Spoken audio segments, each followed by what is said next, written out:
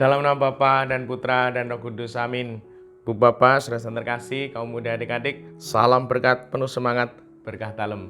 Kembali kita berjumpa dalam Renungan Harian hari ini Selasa 22 Agustus 2023. Pesta wajib Santa Perawan Maria Ratu. Kita akan mengambil dari Injil Matius bab 19 ayat 23 sampai 30.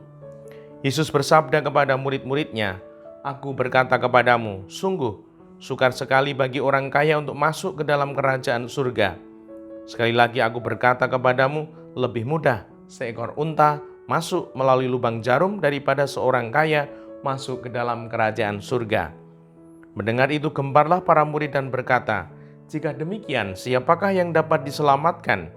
Yesus memandang mereka dan berkata, "Bagi manusia, hal itu tidak mungkin, tetapi bagi Allah segala sesuatu mungkin." Lalu Petrus berkata kepada Yesus, "Kami ini telah meninggalkan segala sesuatu dan mengikuti Engkau. Jadi apakah yang akan kami peroleh?" Kata Yesus kepada mereka, "Aku berkata kepadamu, sungguh pada waktu penciptaan kembali, apabila Anak Manusia bersemayam di tahta kemuliaannya, kalian yang telah mengikuti aku dan duduk juga di atas 12 tahta untuk menghakimi ke-12 suku Israel, dan setiap orang yang demi namaku meninggalkan rumahnya, saudara-saudarinya, bapa atau ibunya, anak-anak atau ladangnya, akan menerima kembali 100 kali lipat dan memperoleh hidup yang kekal.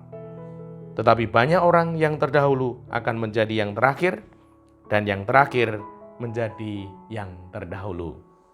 Demikianlah Injil Tuhan, terpujilah Kristus. Ibu, Bapak, saudara yang terkasih, bacaan ini membimbing kita untuk bertanya, hidup kita ini untuk apa? Untuk siapa? Itu akan mengarahkan langkah hidup kita, perhatian kita, fokus hidup kita. Saat hidup kita demi Tuhan, untuk Tuhan, maka sungguh Tuhan akan menjadikan hidup kita penuh kelimpahan kasih karunia-Nya. Dan semoga ketika hidup kita demi Tuhan, tentu kita menjadi pribadi-pribadi yang tidak manja, mau lelah untuk Allah, untuk Tuhan, karena Tuhanlah sumber berkah. Dan semoga itu dinyatakan dalam kuasa Tuhan untuk hidup kita. Pribadi-pribadi yang mengabdi, melayani Tuhan, hidupnya dijaga, dipelihara oleh Tuhan. Yang kedua, tidak egois.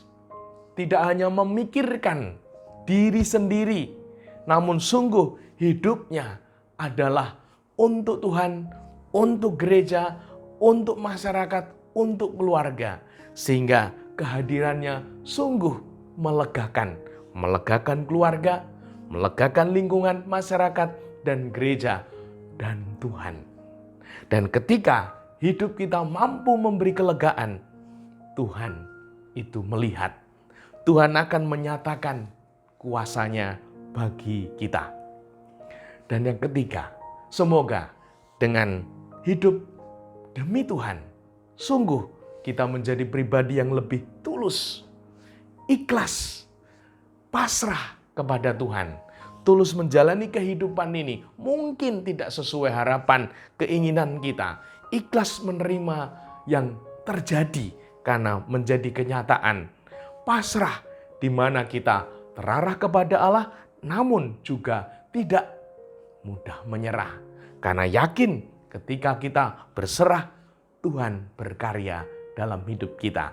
Dan semoga dengan demikian hidup kita semakin mewujudkan kehendak-Nya, di mana Tuhan bersabda, "Setiap orang yang demi namaku meninggalkan rumahnya, saudari-saudaranya, bapak ibunya, anak-anaknya, atau ladangnya akan menerima kembali 100 kali lipat dan akan memperoleh hidup yang kekal." Dimuliakanlah Tuhan kini dan sepanjang masa. Salam berkat, penuh semangat, berkah dalam. Nama Bapa, Putra, dan Roh Kudus. Amin.